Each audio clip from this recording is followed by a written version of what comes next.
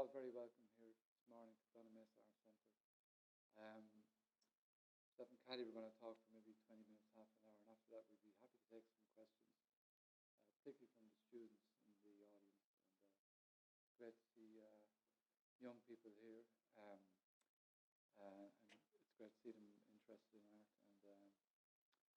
And Kathy, you were born in Kilkenny, but you live and work in Dublin. That's right. Yeah.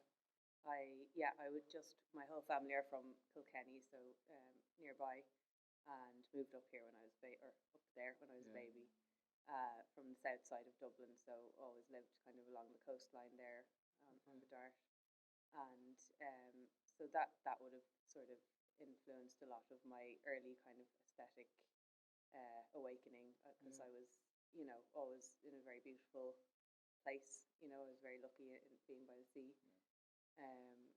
And then moved into Dublin in my mid-20s, which was really when I started to become an artist. And I moved to Dublin 8 particularly. I've been mainly around there ever since. And you went to art college. You went to the National College of Art and Design in Dublin? Yeah, that's right. Brilliant time. Brilliant time, yeah. But too good a time in a way, because I went there pretty much straight from school. I did a year portfolio course after school in Bray, and then was it hard to get into the NCD at the time? That's why I did the portfolio course, because the points aren't that high, but the portfolio is high. The two are combined. I don't know if it's still the same. But it was competitive, and we're all given this big speech when we get in saying you guys are the best of the best in the country and all that kind of stuff, and really bigging us up. And then that's just to start completely breaking us down and telling us that everything we learned in school is useless, and doesn't matter if you can draw, doesn't matter if you can paint, it's all about your ideas. And so a lot of people drop out, and a lot of people get very confused. And I almost didn't get into painting because the first year is core year, so you do everything. Again, actually I'm not sure, I think it's still like that. I think so, yeah. But it's a 3-year course now as opposed to 4, I think. But anyway, I got so confused that they were kind of saying experiment. So I started getting house paint and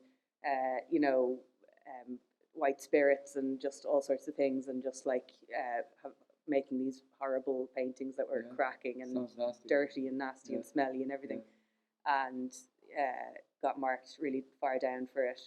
And then I had a good tutor just at the end of it, when it was just kind of coming to the crunch.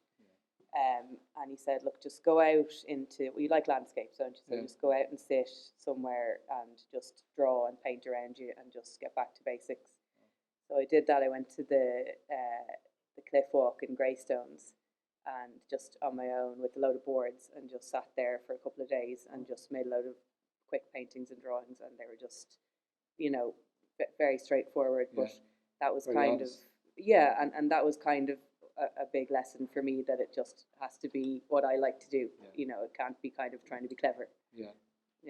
Because your paintings, they look, I don't like using that word naive, but they look very straightforward, simple. It's as you said, you moved into Dublin 8, so you're very much an inner city artist along the canal there on the south side, and you're very much influenced by your environment. Can you tell us a bit about that and the walks you do? So naive is actually it's not insulting at all, but it's an aspiration. It's something that I actually wouldn't be able to achieve, but I want to achieve, because I know too much, and it is what I want to do, is to paint in a pure kind of unfiltered way. That's just that's why people like your work, I think. Hopefully, particularly in the gallery, the collectors, they say they like that aspect, because it's a real challenge to make something look so simple. And your different use of your colours and your strange perspective sometimes on your angles. Not sure what the correct word is, but it's a real challenge, and you do it really well. So thanks. So again, I suppose I was a bit lost when I finished college, and I didn't really know. I got confused again about what it meant to be an artist, that the word was just felt very big and heavy and serious. and I did a course and a master's that was all about art theory and concepts that underpin contemporary art, and I kind of learned a lot that year, but then I was almost able to put it aside because I felt, okay, I kind of know what that means now, a contemporary artist, and I thought, okay, now I can actually just be true to myself again. So that's about 10 years ago, 10 or 11 years ago, I moved into the area that I'm still kind of from now in Dublin H, near the Grand Canal, kind of near the Coombe. And I also got my dog around that time and started to walk a lot. Kipper is a little terrier. And he features, or he used to feature a lot in your... Yeah, still does. Yeah. And he sort of started to help me look at things with fresh eyes, and because I was walking around the same area and repeating the same kind of routes, I started to notice kind of minor differences every time, and I started by looking at the houses actually, because I live in an area that's like hundreds of, probably thousands of houses that are built identically. You know, they're from the kind of 1920s factory worker houses, and they're all different. You know, they each have a unique stamp of whoever lives there, and flowers and gardens and colours, and also they change along with the weather and the light, and so I started to just notice all the small differences, and that was the basis of my kind of career as an artist now. I started painting those kind of houses, and I think it expanded that a bit more to nature. That the real subject matter was more the nature that those houses are situated in, so kind of more about the natural foliage and the flora and fauna, and again the shifting weather patterns and the animals that are kind of dotted around those areas. Swans and cats.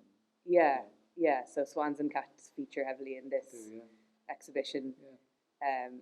So like dogs as well are a big part of my life, but dogs are more almost the lens that I'm looking through sometimes. So that's interesting, because sometimes your paintings, they're looking, the view is from, say, the very bottom of, say, the canal, along the canal or something. Yeah. And I've often thought maybe you get down and you have a good look. Yeah, I would. Kind of, you would, yeah. Yeah, I'd like to, because I have a dog this size and I have a 2-year-old around this size. So I'd noticed them both kind of looking at things, and they also, I like simple compositions. So I like to paint in layers where there's kind of maybe a flat background, and I say if I'm looking at houses, I like to look at them from the front as well. Now sometimes I'll go off on an angle, but that I'm always kind of, when I take a photograph for a painting, I'm thinking of it as a flat canvas. Can you tell us a bit, just, you want to go back to, you mentioned you did an MAs, and that's interesting because you kind of need to know the rules to break the rules, don't you? Like it's important to tell our students here that education is, it's very valuable and very important, but and you learn stuff from it, like whether it's university or art college or whatever.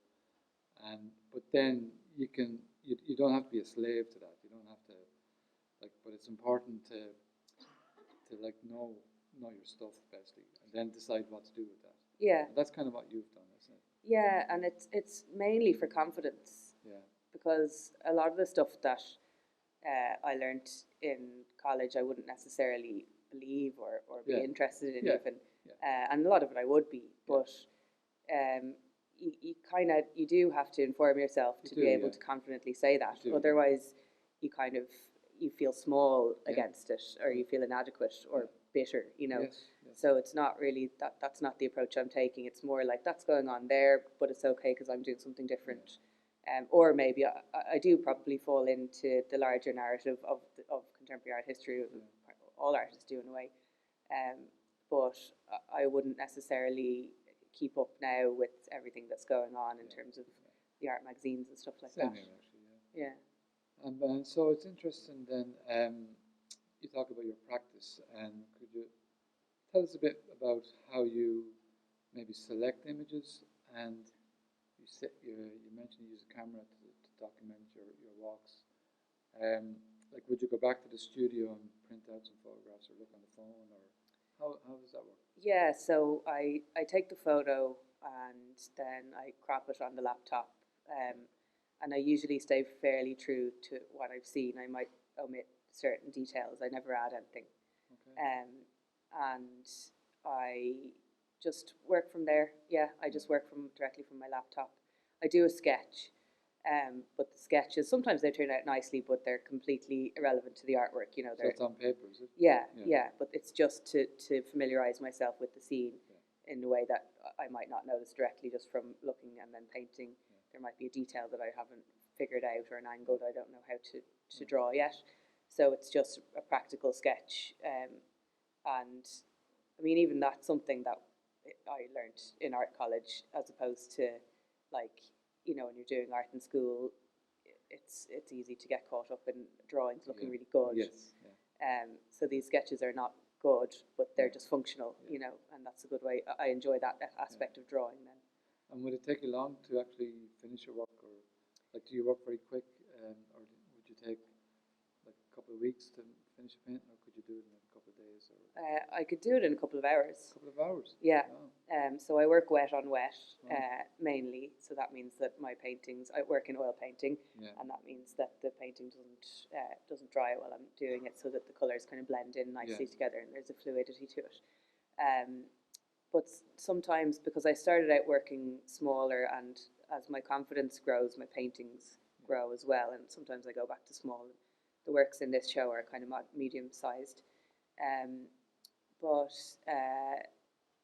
If I'm working on a big piece, I won't physically be able to get it done that day. So, but I'd go straight back to it the next morning, kind of thing, so that the paint hasn't dried.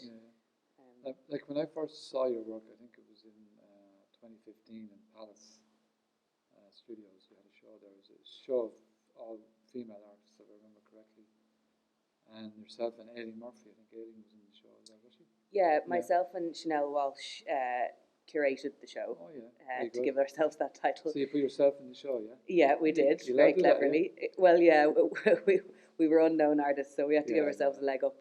And Ingrid Lyons wrote the text. Ingrid Lyons wrote the text. And Ingrid used to work in the gallery at the time. And Ingrid's, I think. No, she didn't yet. Did she not? No. So she wrote the text, and Aileen Murphy was one of the painters. And you came to see the show, and you read the text and saw mine and Aileen's works. And so the three of us got involved with you then off the back of that show. So that was a really meaningful show to us in terms of our career, to put ourselves out there. And we would have rented that space, you know, so it's kind of, it's hard enough in the art world. You're waiting around to be kind of invited to things, and it doesn't always happen. So that was good that we just did it ourselves. Yeah, and I always admire you for that, actually. And I think it's kind of a brave thing to do, to take the initiative sometimes, rather than waiting for someone to give you a break as such, you know. But I remember then you did a show in the gallery, your first show, I think, with Aileen, which was a two-person show, and it worked really well. And Aileen and Kathy did a talk in the gallery, and the place was packed. There was a great buzz and a great vibe about the whole thing, you know. Yeah. And then subsequently you've had another show, and then you've been in a few exhibitions recently you were in the Hennessy Craig exhibition that shortlisted 10 artists, wasn't it, in the RHA? Yeah. And then your work was shortlisted, or was included in the Zurich Portrait Prize as well. That was a lovely painting of your brother, actually. Saw it down the crowd. It was a fantastic painting. So I remember you said to me, Kevin, you weren't too into my paintings of people. Have you changed your mind on that? Or? Not really, no. No, have you not? Still don't like them very much. Yeah. It's too tasty. So, but what's helpful though is when you tell the story behind the painting. So when you told me that was your brother, for some reason that helped, that changes a small bit. Maybe. Yeah. They're hit and miss, because when I paint, they're kind of awkward looking, and I suppose maybe when you're used to, and so the students would be looking at kind of really good likenesses, like really well done paintings, you know. And so portraits looks a bit kind of wonky. But I mean, there's a lot more choices that you have to make, because I noticed that even with animation, you know, if you're looking at Pixar, like that they've really mastered all the background and all the trees and all the details and everything. And then when it comes to the human face, they just often make them look really strange and goofy, and it's like there's a lot more details of what you kind of have to think, decisions to make.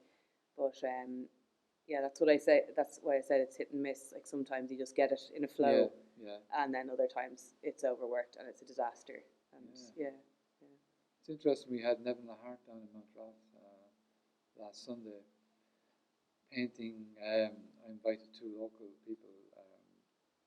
And Nevin wouldn't be known for his portraits, but he did it in 2 hours each, and he was amazing. It's as you know, it's a real skill in itself, that kind of not copying, but trying to generate a likeness of someone, and yet capturing part of the personality as well. I think in your brother's painting, I think you do that very well. There's a great, nice atmosphere. I think it's an atmosphere as opposed to a likeness. Exactly. And like you have the show here in Dunamaise at the moment, and you're working towards a show in the gallery as well in the summer. So some of the works from upstairs will go to the gallery, will they? It's kind of the 2 shows are all part of the one trajectory that I'm on at the moment, and it's kind of an idea that, well, I've kind of managed to put a name on the idea because I heard a podcast, a nice podcaster that I listen to, talk about the term soft fascination. So that's to do with, it's like psychotherapists came up with it in the 80s, and that's about the kind of way that you can focus your attention differently when you're looking at nature, particularly. It doesn't have to be nature, but kind of movements in sort of natural patterns and things like that. It diverts your mind from thinking about sort of things that make you experience fatigue and anxiety and stuff like that, and it sort of forces your eyes to it focuses your eyes on a sort of a puzzle, so therefore it lets your brain have a rest or reflect on other things. So I don't know if I'm explaining it very well, but the term anyway in itself, soft fascination, kind of says a lot. And I'll try and articulate it better in the future. But it struck a chord with me because on my walks, and then particularly as a newish mother, I'm sleep deprived a lot of the time. And then obviously the world's been a difficult place to live in for everybody in the last couple of years. So these kind of moments where I get relief through my eyesight are really important to me, and that happens a lot when I'm out and about. Or sometimes, like there's 2 paintings up in the gallery at the moment, looking down at a wooden table, and it's the wood grain in the table that kind of allowed me that moment of relief or of engagement. And the 2 objects on it's a coin, is it? They're old coins, which was kind of, they weren't there actually. And usually, I know I said earlier I never add anything. I break my own rules sometimes, but that I feel a bit of nostalgia for the old coins, so I just wanted to paint them.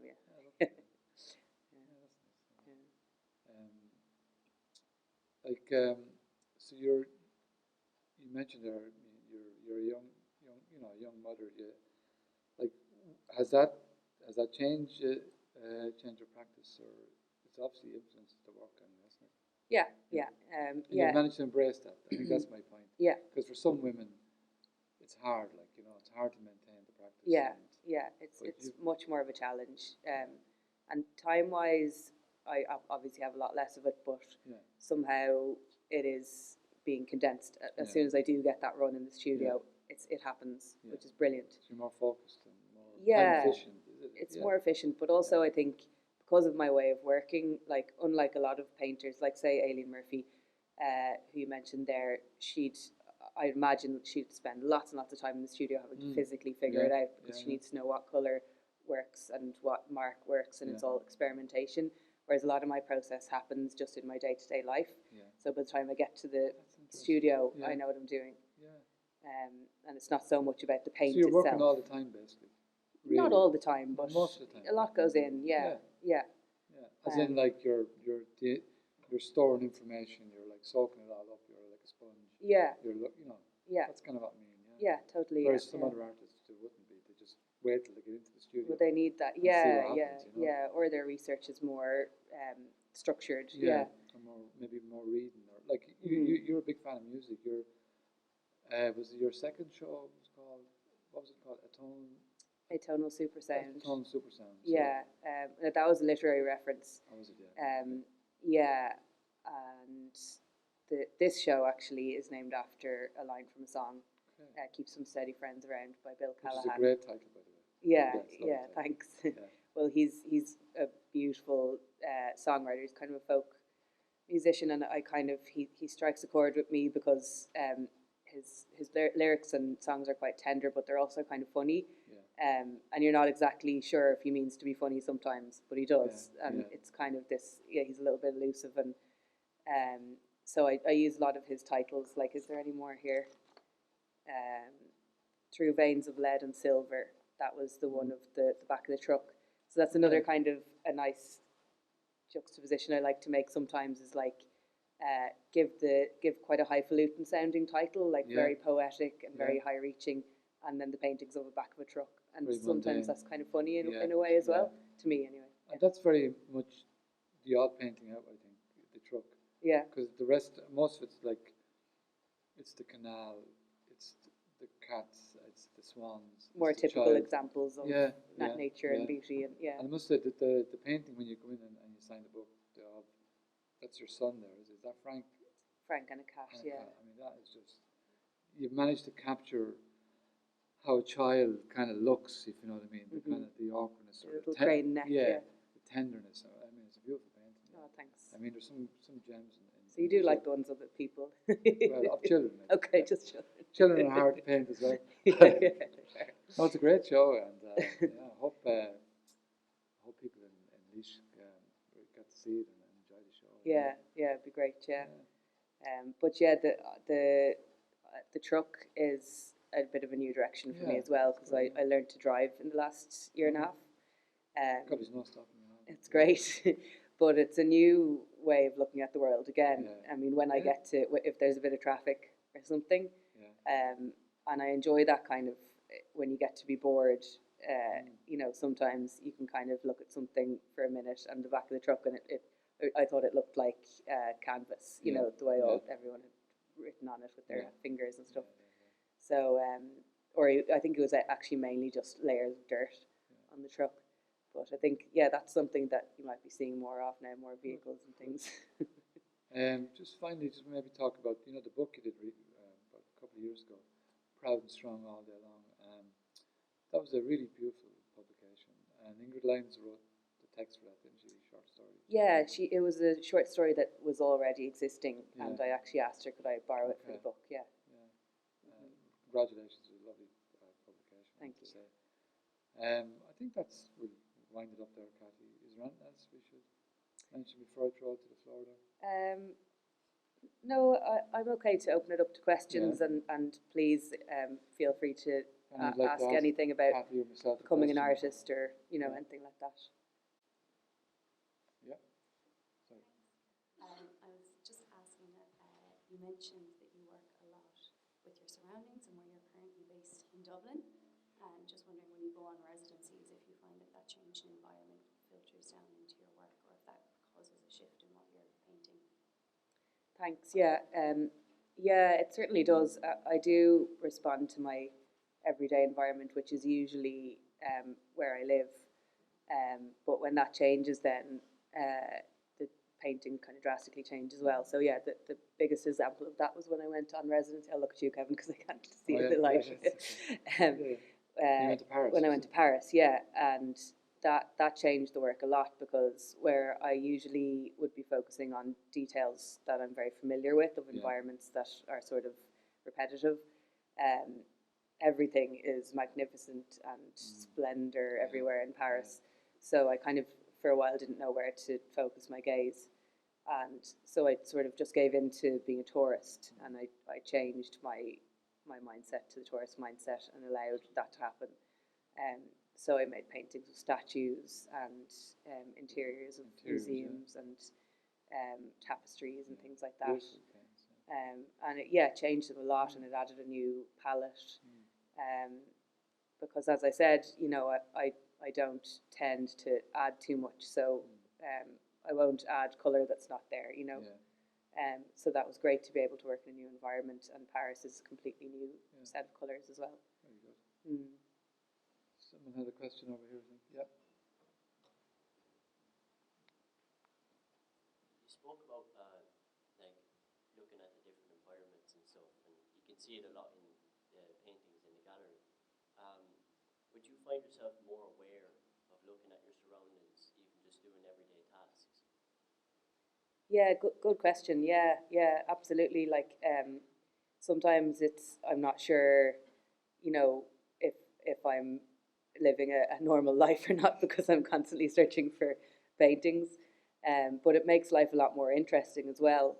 So I think it's a gift in that way. Like, I think of the word gift is like a kind of a real cheesy thing to, you know, attribute to when you're talking about your artistic practice, because I don't think I'm a gifted artist, but I think I have a lovely gift of being able to enjoy my surroundings a little bit more because of being an artist. And that means, like, you know, even waiting for a bus on a miserable day can sometimes, not always, but even that can be interesting. So yeah, it's great. Yeah. Good answer.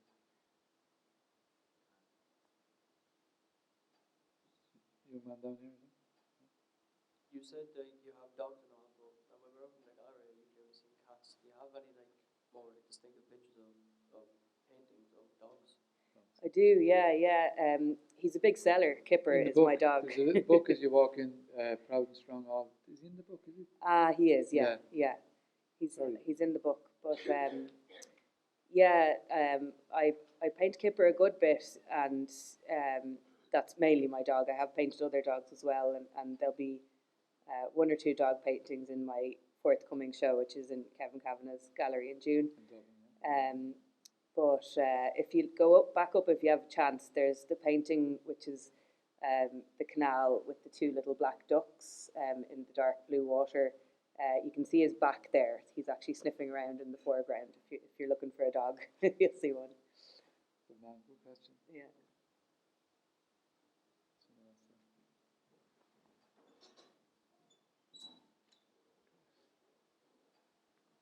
I know you said before that you painted outside when you were in school to focus more on your art style, and then like you take pictures now, but is there any other opportunities that you take to paint outside?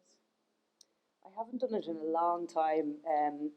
I had a nice opportunity recently where I was working with an artist from the KCAT Arts Centre, which is an art centre in Kilkenny, and I was kind of paired with an artist there. We were working together. So we sat outside last summer and did some watercolour paintings, and it was lovely. But I suppose I get somewhat like set in my ways, and I have my kind of routine that in the studio that feels sort of safe and functional. And it is nice to get outside of that comfort zone and like I was in college and do that. But I suppose because it's not a hobby anymore, you know, now that it's a proper job, I kind of feel like I have to go to my office or something, you know. That's the kind of feeling I have about it. Yeah. Any questions? Just we're a group of 6-year students from Portlaoise. We came down last Friday for a look. We went in kind of completely blind to the exhibition, had a look around, and before we looked at your art state behind you, we came away knowing that you're soft fascinated at the top of the stairs. You could tell straight away that you had some sort of connection to the child, whether it be son or a nephew, that you could get the emotion from the painting straight away. And we just made a comment that it was a sign of like a really good painting, a really good artist. Oh, that's lovely. Just from a 6-year point of view, the lads just finished their projects and with their coursework, we were constantly had the battle of trying to get them to give up their sketches and for a sketchbook to remain a sketchbook and not a book full of finished paintings. Would you have a sketchbook on the go regularly that you'd dip in and out of? Yeah, loads of them, and they would be full of notes as well, written notes, and even shopping lists and things like that. I think maybe that's a good tip, to not have them to be too precious, you know, just to throw it around the school bag and, you know, to just write other things on it and just be doodle on it or whatever, and that the sketches are only ideas. And, you know, maybe you could even have one that's private to you and then another one that, you know, you'd be happy to show people. But yeah, I think drawing can be like a lovely end in itself for beautiful finished pieces, but you know, the main function of it that like everyone, artist or not artist, could use it for is just to try and explain things to yourself, you know. So I suppose that's a more helpful way of thinking about it a lot of the time. And then sometimes great stuff comes out when you're not even looking down at the page. You know, you can surprise yourself with a nice flow of line or whatever. Did you know you wanted to go directly into painting, or did you need the 4 year to figure that out? No, I knew it was painting from when I was a child, really. So that was a lovely privilege to kind of know that and not have any confusion about it. But then that's why it was scary at the last minute when my points were down in core year and they were saying, you know, maybe you should look at sculpture, and I was like, no, I couldn't fathom it. So I got in by the skin of my teeth anyway. Yeah.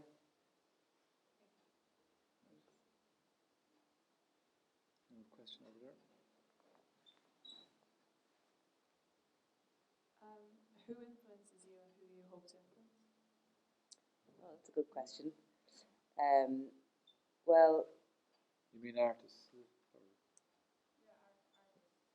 Or whatever, yeah. Okay. yeah. Well, the who I hope to influence is a big one, bigger maybe than the question about who influenced me, because there's loads of artists that I like. In terms of portraiture, I love Alice Neal. I think she's the best portrait artist that I've ever seen, and she also paints landscapes very nicely in a way that kind of um, allows the landscapes a sense of kind of being alive or being human in a way. So she'd be one of my favorite artists. For some reason, I go blank when I think of when I'm asked that question about artists, so I'll leave that with her. But in terms of who I want to influence, I think um, I really wish that more people came to art galleries and kind of understood that they're for everybody and that they're free, and that, you know, there's nothing sort of that you need to understand or know or have read before you go in the door. Because I think that's, you know, like so many people are kept out of art galleries and museums for that reason, that there's some kind of idea that this is something exclusive. So that's why I paint the subject matter that I paint, and I try to paint with the honesty and the style that I paint in. That, you know, it's say cats, you know, like cats are really, really important to people in all sorts of different situations, and they're a serious thing, you know. They're not just a cute thing, they're actually really meaningful to people. So I would love to be influencing or to be painting for people outside the art world, which is, you know, everyone. So it's a very broad answer, but yeah, that's one big wish that I have, is just that the audience would just expand that bit more, you know. Very good. Any more questions? One over here. How would you describe your art Sorry. style? Well, I've heard it described as faux naive. You know, that sort of, I do know how to paint, but I'm pretending not to. So I don't really like that description, but that is one sort of way that it could be, you know, written about, I suppose. But I would describe it as, I prefer the idea of it being childlike, and loose and expressive and colourful, and I also do like very much try to improve as I go on. You know, I don't ever try to kind of go, this is my style and I'm going to stick to it. And, you know, this is the way I paint certain things and I'm going to repeat that, you know. So I always try to notice new things and challenge myself in terms of angles and perspectives and things like that. And I paint in layers, so I build it up and try and sort of just take the most interesting, you know, angle on things. But yeah, does that answer your question enough? There's one question here, I think. You say you said you use literature in your work. Would you find yourself, if you were like reading a book or something like that, that the image that you picture in your head would be influence some of the work that you're doing at that time?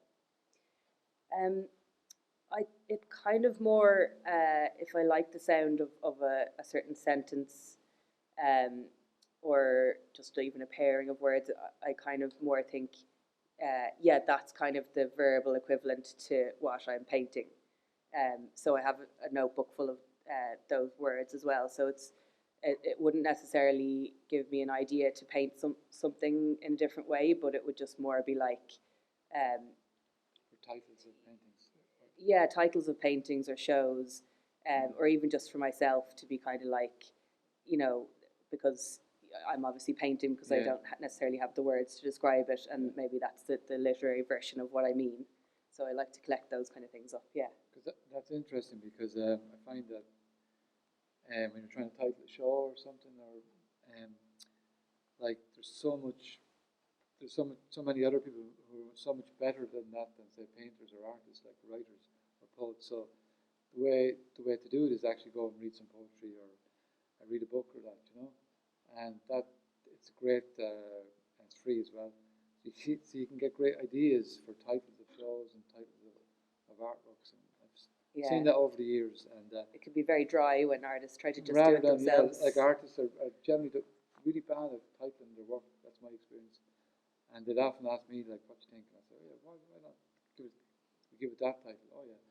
But I find that, particularly poetry, there's a very good relationship with poetry and painting. So I think if you're interested in poetry, you're generally interested in painting.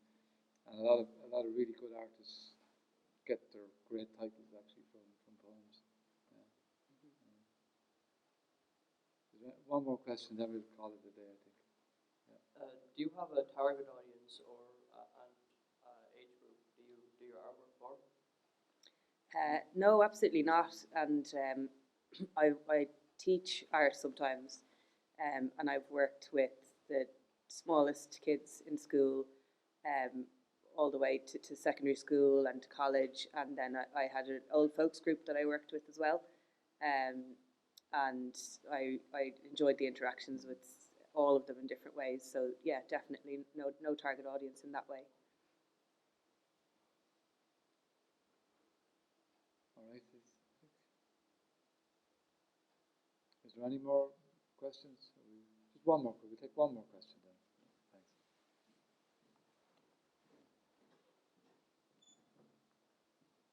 You mentioned before a piece of advice to not keep your notebook as like or sketchbook as precious, and I was just wondering if you had any other advice for beginning or like young artists.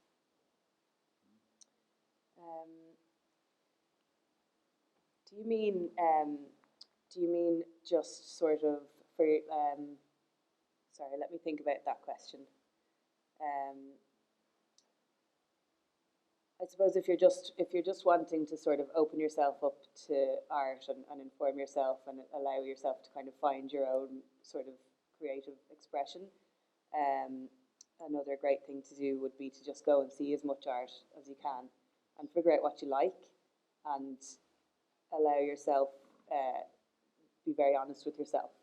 And if you don't like something, you don't like it, that's absolutely fine.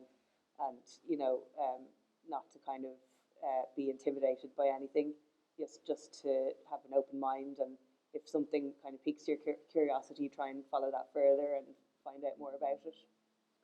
That's great advice, because visual art, it's a visual language, so it can be sometimes very hard to explain it, and people can go to all sorts of lengths to explain something. And the more you look at stuff, the more you understand it, whether you like it or not, you know. So great advice to come in here to Dunamaise, or go to Dublin to the National Gallery or the Hugh Lane or IMA, any of those places, and definitely learning. I think in the art world in particular, you learn by looking. Apart from artists making stuff, but in general, you definitely learn. The more you look, the more you learn. Yeah. Okay, I think they were great questions. Yeah, Thanks really very good much, questions. yeah. Thank you. I'd like to maybe give Kathy a round of applause. She's been great. Thank you. And thanks to Dunamaise Arts Centre for hosting the exhibition, for hosting the talk. And, Yeah, thank you. Thanks very much.